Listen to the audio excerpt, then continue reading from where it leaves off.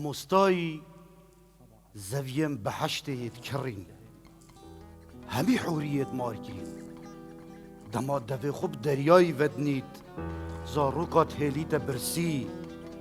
dema dikenît xelik dikenin digirî dikenegirî nabîtin tu jê bibirsî hemî bûnewer li ber pênivî sucdê dibin yê ji xeletiya şîştiye firîştên ser milê rastê bûne nivîsîna gunehan def firîşteyên ser milê çepê wastayê dikin ev cahiş